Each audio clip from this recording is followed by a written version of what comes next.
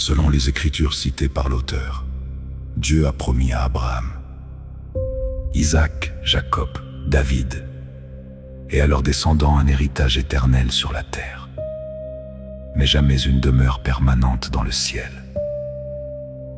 Aucune promesse adressée aux patriarches, aux prophètes ou aux apôtres n'annonce que les fidèles quitteront définitivement la terre pour vivre au ciel. L'auteur affirme que la demeure préparée par Jésus, dans Jean 14, 2-3, ne désigne pas un départ vers le ciel, mais la nouvelle Jérusalem, la cité sainte qui descendra du ciel, d'auprès de Dieu, pour être établie sur une terre renouvelée. Conformément à Apocalypse 21, 9, 25. Le règne millénaire se déroulera sur cette terre restaurée, comme l'annonce Ésaïe 65, 17, 66, 20, 23, 2 Pierre 3, 13, 14 et Apocalypse 21, 1, 7.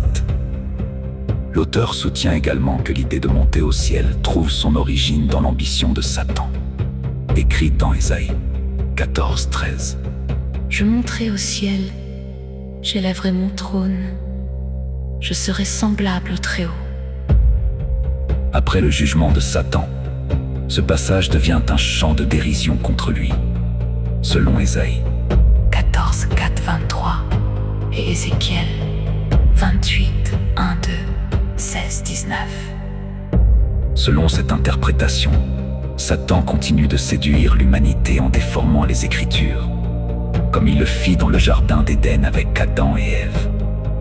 L'auteur estime que de nombreuses doctrines erronées sont apparues, parce que certains passages bibliques ont été isolés de leur contexte général.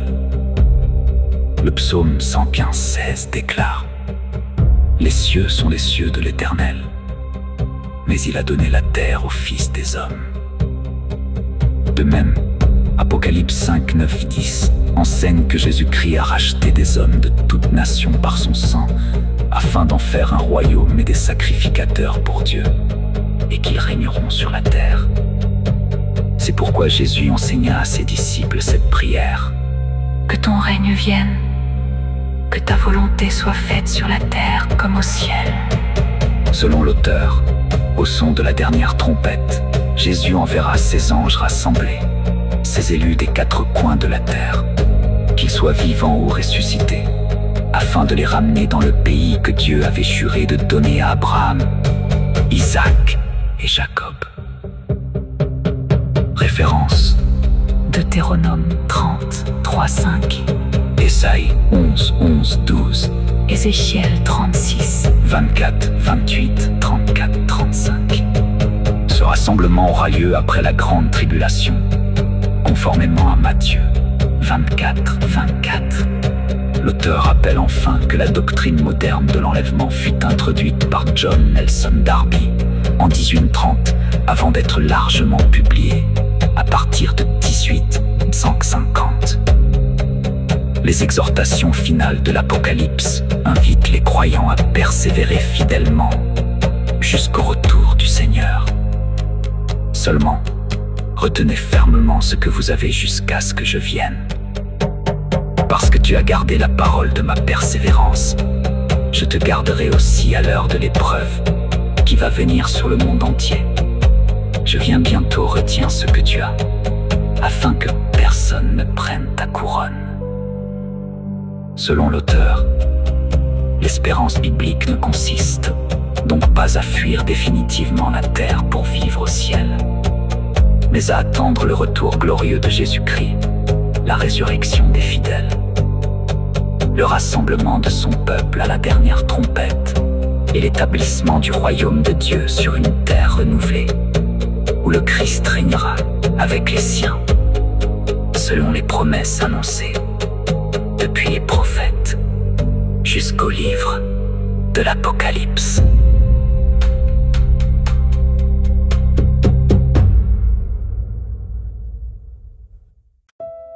L'auteur poursuit son étude en affirmant que, depuis le jardin d'Éden, le dessein de Dieu n'a jamais changé. Dès la création, son projet était que l'humanité vive éternellement en paix sur la terre. Selon cette interprétation, ce dessein s'accomplira pleinement lors du retour glorieux de Jésus-Christ. Lorsque les Écritures annoncent la fin des temps, elles ne décrivent pas l'abandon définitif de la terre par les croyants, mais son renouvellement complet sous le règne du Messie, comme Jésus l'a enseigné à ses disciples. Que ton règne vienne, que ta volonté soit faite sur la terre comme au ciel. Même si les cieux et la terre actuelle passeront, la parole de Dieu demeure éternellement. Les prophètes annoncent qu'après le jugement, Dieu établira une création nouvelle, plus glorieuse encore que le jardin d'Éden. Référence: Ézéchiel 34, 27, 29. Ézéchiel 36, 34, 36. Ésaïe 65, 9, 25. Matthieu 5, 5. Ésaïe 60, 21. Les cieux sont les cieux de l'Éternel, mais il a donné la terre aux fils des hommes. De même, Apocalypse 5, 10 affirme que les rachetés régneront sur la terre. L'auteur pose alors une question essentielle. Parmi tous les passages bibliques étudiés jusqu'à présent, en existe-t-il un seul qui déclare explicitement que les chrétiens vivront éternellement au ciel? Existe-t-il un verset affirmant clairement que l'Église est l'épouse du Christ ou qu'elle sera transportée pour demeurer au ciel? Selon l'auteur, aucune écriture ne formule une telle promesse, au contraire. Les promesses divines concernent constamment le royaume de Dieu établi sur une terre renouvelée. Il rappelle également que, durant son ministère terrestre, Jésus déclara: « N'allez pas vers les païens et n'entrez dans aucune ville des Samaritains.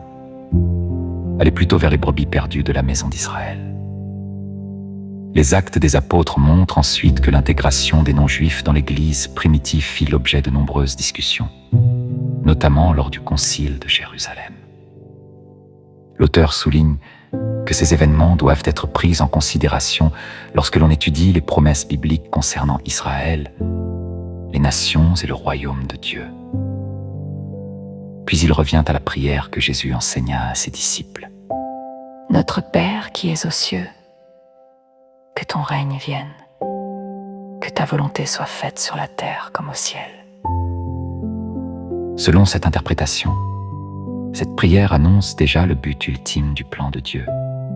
Non pas retirer définitivement les croyants de la terre, mais faire descendre son royaume afin que sa volonté s'accomplisse parmi les hommes. L'Apocalypse confirme cette perspective lorsque retentit la 7e ou dernière trompette. À ce moment-là, les royaumes du monde deviennent le royaume de notre Seigneur et de son Christ, qui régnera au siècle des siècles.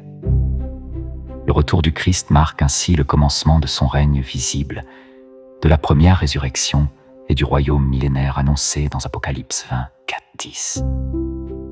En parallèle, le prophète Ésaïe annonce la création de nouveaux cieux et d'une nouvelle terre où Jérusalem sera une source de joie et où la justice habitera pour toujours. Ésaïe 65, 17, 25. 2 Pierre 3.